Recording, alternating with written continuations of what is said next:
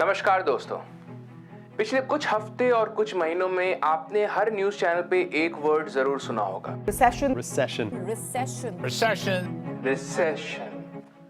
और जब हम रिसेशन वर्ड सुनते हैं तो हम सब में एक ना एक तरह का डर जरूर आ जाता है। हम सब ये सोचने लगते हैं कि हमारे जॉब्स का क्या होगा। इनफैक्ट साल के पहले ही दिन 1 जनवरी को IMF यानी इंटरनेशनल मॉनेटरी फंड की चीफ क्रिस्टैलिना जॉर्जिवा ने ये वार्न किया है कि 2023 एक बहुत मुश्किल भरा साल होने वाला है। उन्होंने ये कहा है कि 2023 में दुनिया की 1/3 इकोनॉमीज जो होंगी वो रिसेशन में होंगी। बाय द वे, IMF वो ऑर्गेनाइजेशन है जिसमें दुनिया की 190 कंट्रीज एक साथ मिलके ये कोशिश करती हैं कि दुनिया की इकोनॉमी को कैसे शेप में रखा जाए। तो जब IMF जैसी ऑर्गेनाइजेशन ये वार्न करती है रिसेशन के बारे में, तो हमारे और आपके लिए थोड़ी टेंशन वाली बात तो जरूर है। बाय द वे, उन्होंने इंडिया में भी रिसेशन को लेके कई बातें कही हैं जो मैं वीडियोस में आपको आगे बताने वाला हूँ। तो मैंने सोचा क्यों ना मैं एक ऐसे टॉपिक पे बात करूं जो 2023 में मुझे और आपको किसी ना किसी तरीके से इंपैक्ट जरूर करने वाला है।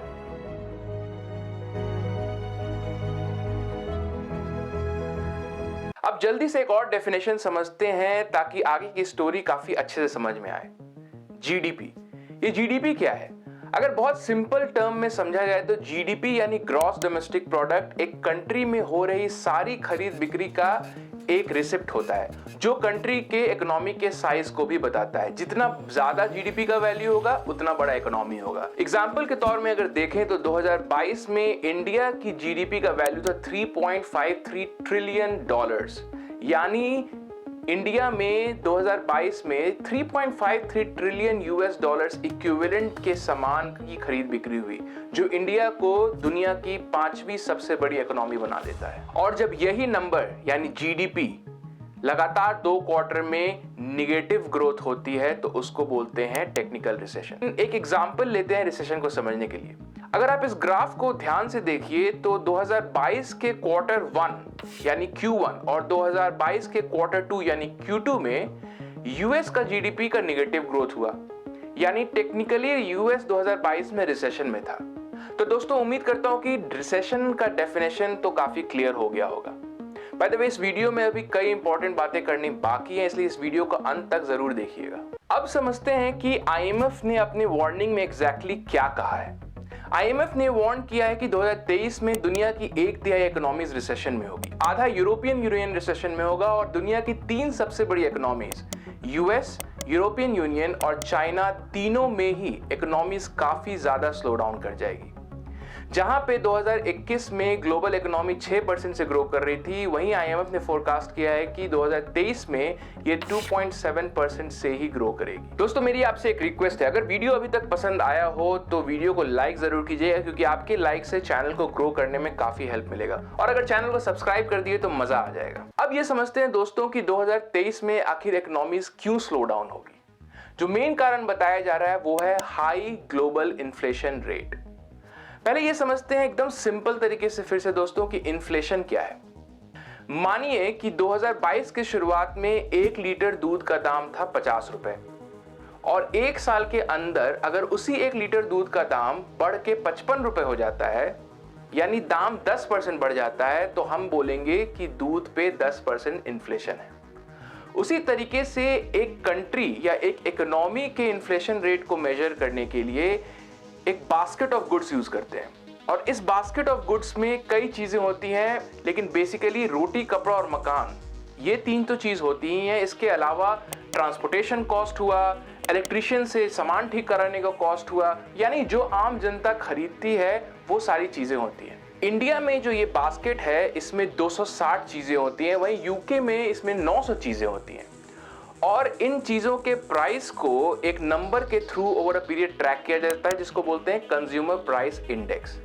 और कंज्यूमर प्राइस इंडेक्स में जो 1 साल के अंदर चेंज आता है उस चेंज को बोलते हैं इन्फ्लेशन रेट। दोस्तों, इन्फ्लेशन हमेशा बुरा नहीं होता है। इनफैक्ट अगर इन्फ्लेशन का लेवल लो हो और धीरे धीरे बढ़ रहा हो तो वो इनफैक्ट इकोनॉमी के ग्रो के लिए अच्छा ही होता है। हर देश की सेंट्रल बैंक और गवर्नमेंट एक टारगेट फिक्स करती है उस कंट्री के इन्फ्लेशन रेट को उस लेवल पे मेंटेन करने के लिए। फॉर एग्जांपल इंडिया में रिजर्व बैंक ऑफ इंडिया ने इन्फ्लेशन रेट के टारगेट को 4% रखा हुआ है, वहीं बैंक ऑफ इंग्लैंड ने यूके के इन्फ्लेशन रेट के टारगेट को 2% पे रखा हुआ है। और ये सेंट्रल बैंक की रिस्पॉन्सिबिलिटी होती है कंट्री के इन्फ्लेशन को उस रेट पे मेंटेन करने के लिए। प्रॉब्लम तब आता है जब इन्फ्लेशन रेट अचानक से बहुत ज्यादा बढ़ जाता है, यानी चीजें अचानक बहुत ज्यादा महंगी हो जाती है। और एग्जैक्टली यही हो रहा है अभी यूरोपियन यूनियन और यूएस में। यूके का एग्जांपल लेते हैं। जैसे मैंने आपको अभी बताया कि यूके का टारगेट इन्फ्लेशन रेट है 2%, लेकिन पिछले एक साल में यानी 2022 में इन्फ्लेशन रेट यूके में 2% से बढ़ के 11% पहुंच गया, जो पिछले 40 साल का सबसे हाई इन्फ्लेशन रेट है। उसी तरह से इंडिया का टारगेट इन्फ्लेशन रेट है 4%, जो 2022 में अराउंड 6% चल रहा था। अब इसी को अगर थोड़ा आप ग्लोबल लेवल पे समझिए तो ग्लोबल इन्फ्लेशन रेट 2021 में सिर्फ 4.7% था, जो बढ़ के 2022 में 8.8% हो गया। हालांकि आईएमएफ ये फोरकास्ट जरूर करती है कि 2023 में ग्लोबल इन्फ्लेशन घट के 6.5% होगा, पर फिर भी ये 2021 के कंपैरिजन में काफी हाई है। और हाई इन्फ्लेशन किसी भी इकोनॉमी के लिए अच्छा नहीं होता है, क्योंकि ये हमारे चीजों के खरीदने के पावर को कम कर देता है। हमारे वेजेस तो उस रेट से बढ़ नहीं रहे हैं, पर चीजें जरूर महंगी हो रही हैं। दोस्तों, इन्फ्लेशन हाई होने का एक मेन रीजन होता है डिमांड और सप्लाई का मिसमैच।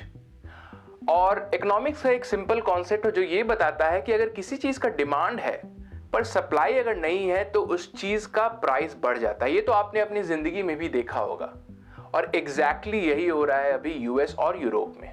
यहां पे एंट्री होती है पुतिन भाई साहब की। बात यह है दोस्तों कि 2022 में जो रशिया यूक्रेन वॉर शुरू हुआ था, उससे पहले दोनों ही यूरोपियन यूनियन और यूएस रशिया पे अपने ऑयल एंड गैस इंपोर्ट के लिए काफी ज्यादा डिपेंडेंट था। इनफैक्ट यूरोपियन यूनियन का तो 40% गैस सप्लाई सिर्फ रशिया से आता था। लेकिन यूक्रेन वॉर के बाद जब रशिया से गैस सप्लाई कट ऑफ हो गया तो यूरोपियन यूनियन और यूएस में गैस के प्राइस काफी बढ़ गए। अब गैस का प्राइस बढ़ा तो एनर्जी का प्राइस बढ़ा। एनर्जी के प्राइस बढ़ने के कारण चीजों को प्रोड्यूस करने का कॉस्ट बढ़ा, और जब चीजों को प्रोड्यूस करने का कॉस्ट बढ़ा तो चीजों का दाम बढ़ा, और जब चीजों का दाम बढ़ा तो आया क्या? इन्फ्लेशन। दोस्तों, रशिया यूक्रेन वॉर और चाइना में हुए कोविड लॉकडाउन के कारण ग्लोबल सप्लाई चेन पे काफी बड़ा इंपैक्ट पड़ा है। इसके बारे में मैं इस वीडियो में काफी डिटेल में तो बात नहीं करूंगा, पर यह भी एक बहुत बड़ा रीजन है अभी इन्फ्लेशन रेट के हाई होने का। दोस्तों, अगर वीडियो अभी तक इंफॉर्मेटिव लगा हो और आप अगर एंजॉय कर रहे हैं तो प्लीज मेरे वीडियो को लाइक जरूर कीजिएगा।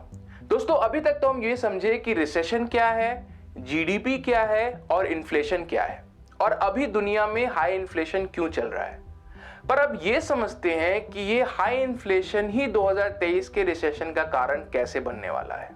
दोस्तों, यहाँ पे मैं आपको दो चीज रिमाइंड कराने की जल्दी से कोशिश करूंगा। पहला ये कि मार्केट में अभी डिमांड और सप्लाई का मिसमैच तो चल रहा है, और दूसरा ये कि किसी कंट्री के इन्फ्लेशन रेट को मेंटेन करने का जो रिस्पॉन्सिबिलिटी होता है वो होता है सेंट्रल बैंक के पास, जैसे इंडिया में रिजर्व बैंक ऑफ इंडिया के पास। इस डिमांड और सप्लाई के मिसमैच को फिक्स करने के लिए या सॉल्व करने के लिए सेंट्रल बैंक डिमांड को कम करने की कोशिश करता है, और डिमांड को कम करने के लिए सेंट्रल बैंक इंटरेस्ट रेट बढ़ा देता है, जिसके कारण पैसा लोन लेना या बोरो करना महंगा हो जाता है। और जब लोन लेना महंगा हो जाता है तो लोग घर नहीं खरीदते हैं, गाड़ी नहीं खरीदते हैं, और चीजों का डिमांड कम होने लगता है, जिससे डिमांड और सप्लाई का मिसमैच का प्रॉब्लम सॉल्व हो जाता है। और जब डिमांड कम होता है तो चीजों का प्राइस घटने लगता है, और जब चीजों का प्राइस घटने लगता है तो इन्फ्लेशन का प्रॉब्लम सॉल्व हो जाता है। और अभी दुनिया की डिफरेंट सेंट्रल बैंक्स एग्जैक्टली यही कर रही है। For example, reserve bank of India ने इंटरेस्ट रेट को 4% से बढ़ा के 6.5% कर दिया है। वहीं बैंक ऑफ इंग्लैंड ने यूके में इंटरेस्ट रेट को 0.1% से बढ़ा के 3.5% कर दिया। पिछले एक साल में सेंट्रल बैंक ने यूके में 9 बार इंटरेस्ट रेट बढ़ाया है। और दोस्तों, अभी के हाई इन्फ्लेशन रेट को सॉल्व करने के लिए जो इंटरेस्ट रेट बढ़ाया जा रहा है, यही मेन रीजन बनने वाला है 2023 के रिसेशन का। क्योंकि जब इंटरेस्ट रेट बढ़ रहा है तो चीजों का डिमांड घट रहा है, और जब डिमांड घट रहा है तो एक कंट्री का इकोनॉमी का साइज भी घट रहा है, यानी कंट्री का जीडीपी भी घट रहा है। और जैसा कि मैंने आपको वीडियो की शुरुआत में बताया था कि अगर किसी कंट्री का जीडीपी लगातार 2 क्वार्टर में नेगेटिव ग्रोथ देखता है तो उसको बोलते हैं रिसेशन। उम्मीद करता हूं दोस्तों कि अभी तक आपको ये तो जरूर समझ में आ गया होगा कि कैसे 2022 का हाई इन्फ्लेशन रेट 2023 के रिसेशन का कारण बनने वाला है। तो इससे इंडिया पे क्या फर्क पड़ने वाला है? आईएमएफ के फोरकास्ट के हिसाब से एशिया पैसिफिक रीजन, जिसमें इंडिया भी आता है, वहां पे रिसेशन का चांस काफी कम है। इनफैक्ट आईएमएफ ने ये फोरकास्ट किया है कि इंडिया की जीडीपी 2023 में 6% से ग्रो करेगी और इंडिया ग्लोबल इकोनॉमी के रीबाउंड में काफी बड़ा रोल प्ले करेगा। लेकिन आईएमएफ ने यह भी कहा है कि ग्लोबल रिसेशन का इंपैक्ट इंडिया में भी देखने को मिलेगा। ये कैसे? इसको समझने के लिए हमें यह समझना पड़ेगा कि इंडिया अपने एक्सपोर्ट के लिए यूरोपियन यूनियन और यूएस पे काफी ज्यादा डिपेंडेंट है। इनफैक्ट यूएस तो इंडिया का सबसे बड़ा एक्सपोर्ट पार्टनर भी है। तो इकोनॉमिक स्लोडाउन के कारण अगर यूएस में चीजों का डिमांड घटेगा तो यूएस जो इंडिया से सामान खरीद रहा है उसका भी डिमांड घटेगा और इसका इंपैक्ट इंडियन इकोनॉमी पे डायरेक्ट पड़ेगा। दूसरा एग्जांपल ये दिया जाता है कि इंडिया का जो आईटी इंडस्ट्री है उस पर भी काफी इंपैक्ट पड़ सकता है, क्योंकि अगर यूएस और यूरोप में कंपनीज इन्वेस्ट नहीं करेंगी तो आईटी इंडस्ट्री भी सफर होगा। हालांकि मेरा ये मानना है कि सॉफ्टवेयर ऐसी चीज है जो कंपनीज कभी भी रन करना बंद नहीं करेंगी और इसीलिए आईटी इंडस्ट्री पे इंपैक्ट ऐसा नहीं होगा कि आईटी इंडस्ट्री का हालत काफी बुरा हो जाएगा। दोस्तों, उम्मीद तो ये करता हूँ कि ये वीडियो आपको काफी इन्फॉर्मेटिव लगा होगा और ये भी उम्मीद करता हूँ कि आईएमएफ का जो ये रिसेशन का फोरकास्ट है वो गलत साबित हो जाए, लेकिन चांसेस आर रियली हाई। दोस्तों, वीडियो को लाइक जरूर कीजिएगा और चैनल को सब्सक्राइब जरूर कीजिएगा। ये चैनल के ग्रोथ में काफी हेल्प करेगा और मेरे वीडियोस और भी कई लोगों तक पहुंच पाएंगे। धन्यवाद।